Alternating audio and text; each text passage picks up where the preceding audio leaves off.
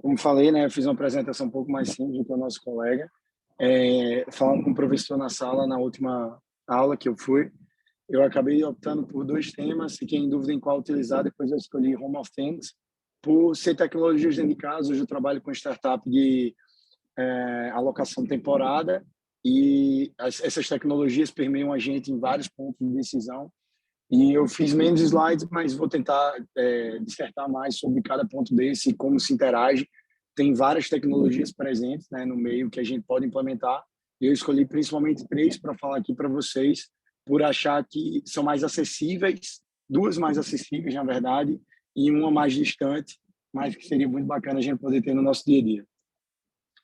E Home of Things, né, não é nada mais do que tecnologias para a sua residência.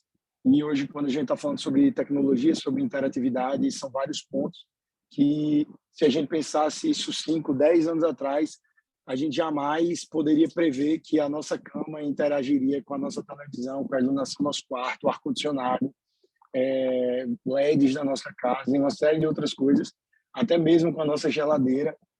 Então, com o avanço da tecnologia, a gente busca, né, tecnologias que consigam dar uma condição de vida melhor para a gente. E não apenas essa condição de vida, mas conectar as pessoas, tornar a, a vida como um todo mais fácil, né? E é isso que eu falei nesse primeiro slide. E quando a gente consegue isso, né, com a tecnologia, a gente busca vários pontos. E eu elenquei 3 pontos aqui como os principais, que seria conseguir otimizar os custos de energia quando você consegue automatizar através de uma Alexa a iluminação da sua casa, o controle do ar-condicionado. Você consegue ligar o ar-condicionado um pouco antes de você chegar em casa. Então, em vez de você ligar o ar-condicionado no 18, você consegue ligar no 23, porque a gente está falando sobre uma máquina térmica, né? E assim como o princípio de Carnot, ela tem uma otimização que não adianta a gente estar trabalhando sempre com ar-condicionado 16 e não vai atingir essa temperatura por causa da temperatura externa que a gente tem em Natal. Mas se a gente ligar o ar-condicionado um pouco antes, a gente pode estar trabalhando temperaturas ali de 21, 22, 23 graus Celsius, que a gente vai conseguir ter uma otimização melhor do custo de energia, fazendo com que a gente force menos o equipamento, então tenha uma manutenção mais barata dele ao longo prazo e gaste menos energia. E a partir do ponto que a gente tem isso, né, um grande diferencial também é o controle de dados que a gente tem. Então a gente sabe quanto tempo os ar-condicionados passaram ligados, a gente pode ligar remotamente, a gente pode desligar também. Então a gente consegue ter mais precisão, ter mais assertividade. Inclusive, sei lá, se fizer um gato na casa da gente, se a gente está totalmente remoto e desliga a energia da nossa casa como um todo, e do mesmo jeito o computador continua funcionando, então a gente consegue realmente ter um controle disso, né? Isso eu falo porque acabou de acontecer numa casa que a gente administra em Ponta Negra, teve um consumo de energia extremamente alto e a gente desconfia de uma série de coisas, como desde o nosso hóspede deixou o ar-condicionado ligado 24 horas por dia, ou até mesmo pior que isso, deixou o ar-condicionado ligado com as portas abertas, utilizando a capacidade máxima do ar-condicionado e tendo um custo maior. Então, quando a gente tem interatividade sobre isso e controle, a gente consegue saber quantas horas o ar-condicionado ficou ligado, qual foi a temperatura que ele ficou ligado, a capacidade disso, isso interfere ou não na sua depreciação com o tempo, porque a gente pode controlar quando teve a última manutenção, dependendo de quantas horas de uso teve o ar-condicionado e outras coisas. E tendo mais dados, a gente tem análises mais assertivas, a gente consegue decidir, né? Até mesmo, por exemplo, uma substituição de ar-condicionado, porque esse ar-condicionado é antigo e o consumo de energia dele é muito mais alto do que se eu comprar um dual inverter hoje, por exemplo. Então, com decisões mais assertivas, a gente consegue baixar custo, a gente consegue otimizar o nosso tempo e outras coisas, né? Que o terceiro ponto foi justamente isso, a otimização do tempo. Então, quando eu li um dos slides, né, que o professor colocou como base para a gente, ele falava sobre uma geladeira que ela identificava pontos na fruta, se a fruta estava estragando ou não.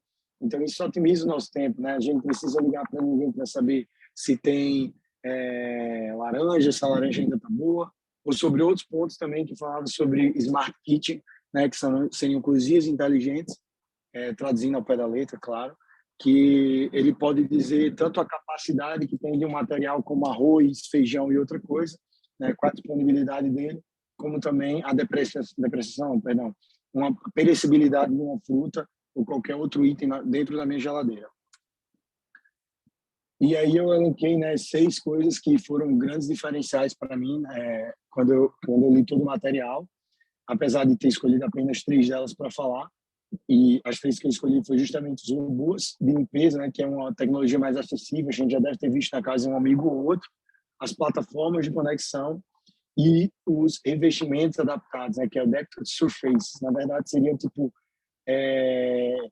Surface é como se fosse tipo um revestimento mesmo, né, superfícies adaptáveis de tecnologia.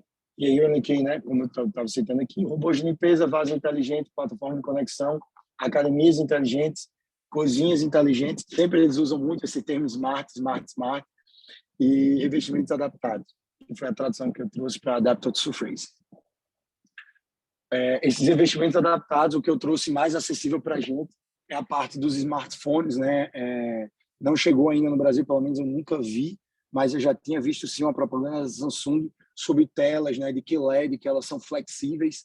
E quando a gente fala sobre revestimentos adaptados, não se resume apenas a celulares, mas imaginem paredes, sofás, pisos e qualquer outro tipo de revestimento que a gente possa ter, tanto interatividade com a pessoa, como também, por exemplo, eu vi alguns casos que são nos carros, os carros são inteligentes, então eles têm uma somatória de sensores. Eu acho que a gente até citou isso na apresentação de semana passada, né? Falaram sobre isso, outro grupo de inteligência artificial, que o carro interage com a pessoa e se a pessoa está estressada, ele começa a estar trazendo cores mais frias, né? Azul, verde, cinzas, cores claras, que elas tendem a acalmar o nosso sistema nervoso, e do mesmo jeito trazendo cores mais quentes quando o veículo identifica que o motorista está com sonolência.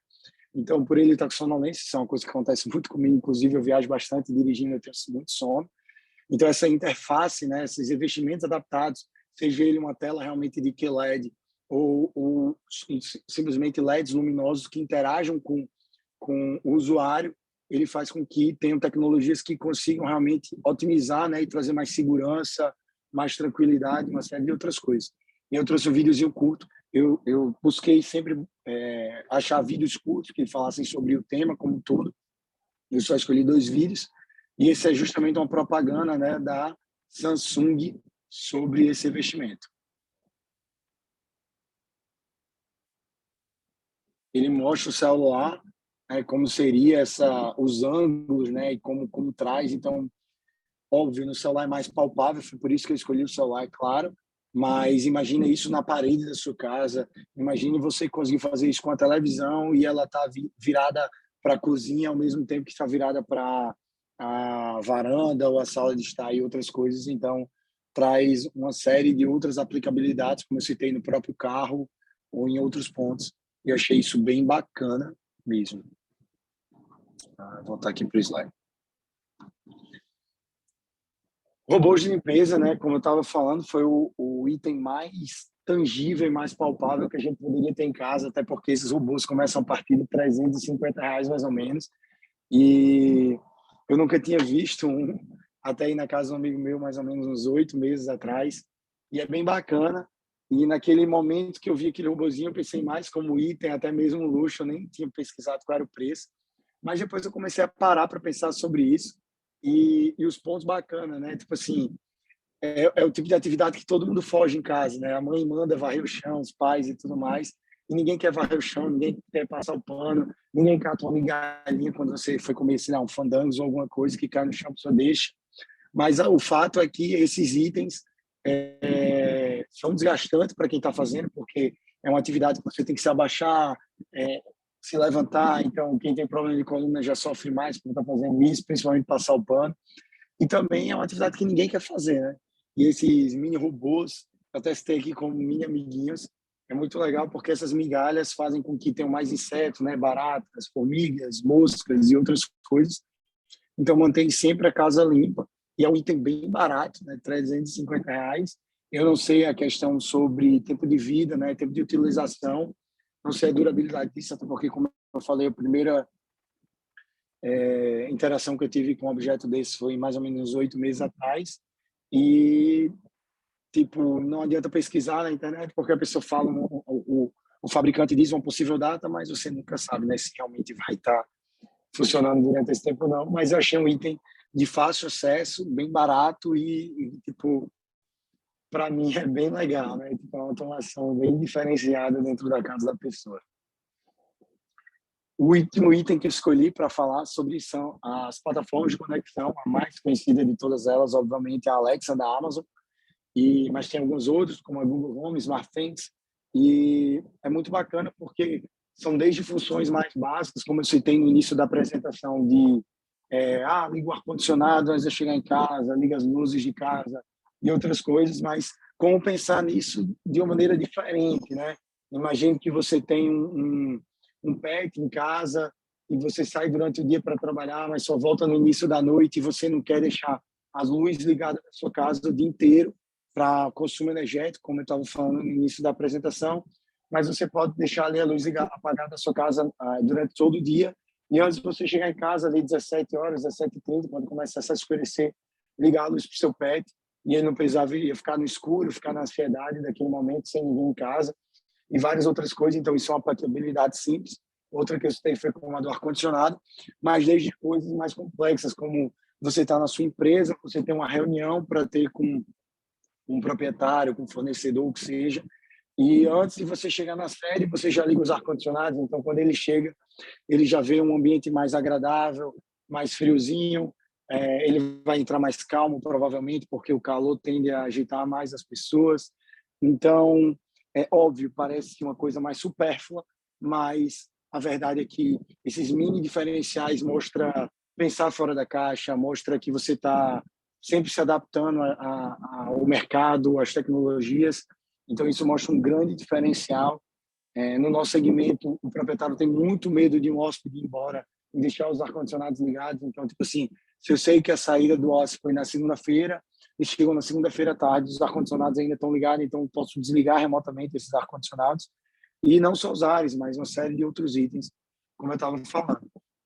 E outra coisa muito bacana, que foi o que eu citei, que eu escolhi como último item, é quando você começa a tentar automatizar tudo na sua casa. Geladeira, ar-condicionado, luzes, televisão e uma série de outras coisas. E nesse caso, nem sempre a tecnologia ajuda.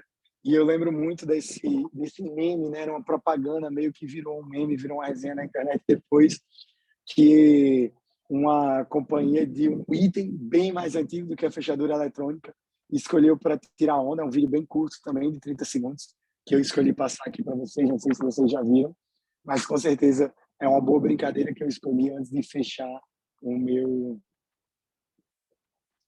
meu trabalho, a minha apresentação. Isso aqui é uma propaganda, né? Não é isso que eu queria apresentar para vocês. Eita, eu acho que eu vou ter que até... Tá saindo áudio aí? Acho que não, né? Agora tá.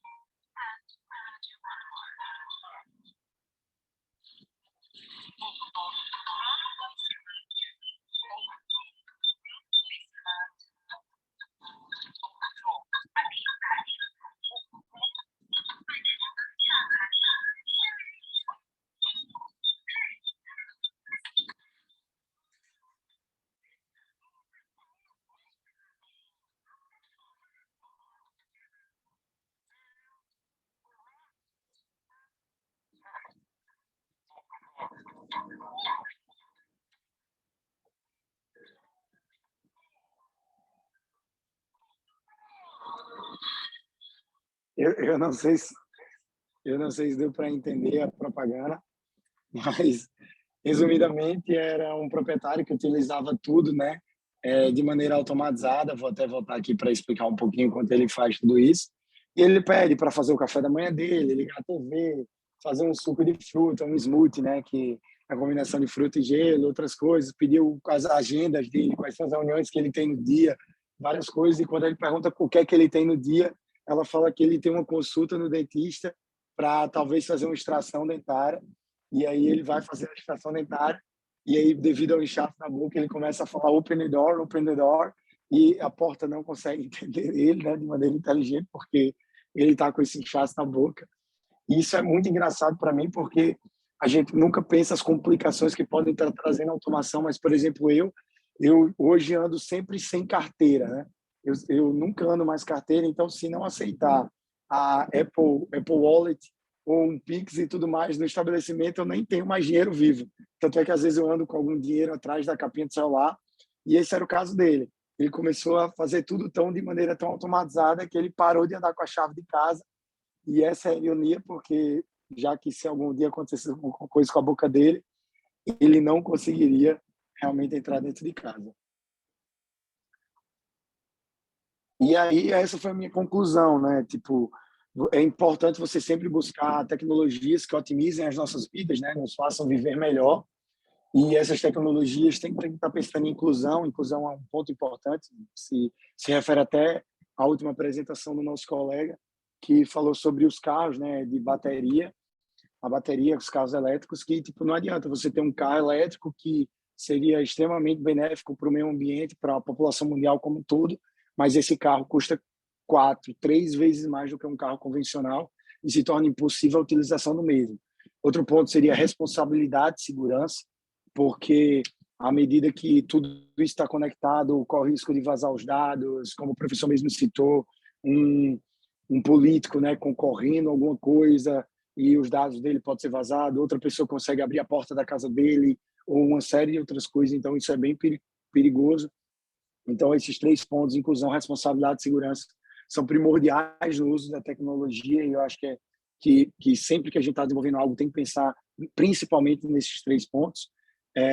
E quando a gente está falando da nossa residência, ainda mais, né, porque é onde a gente mora, é onde está a nossa família, são os nossos bens mais preciosos. E que o último ponto, que seria uma conclusão muito pessoal minha do que outras coisas, que essas tecnologias tendam a aproximar mais as pessoas e não afastar, né? Redes sociais trazem a gente entregando um mundo que a gente não não vive realmente, né? Passando uma perspectiva que a gente quer que as outras pessoas tenham da gente, mas não é aquilo que a gente realmente está vivendo. E eu acho que talvez o intuito lá no início era assim de aproximar. Então, quando a gente está vendo seriados, né?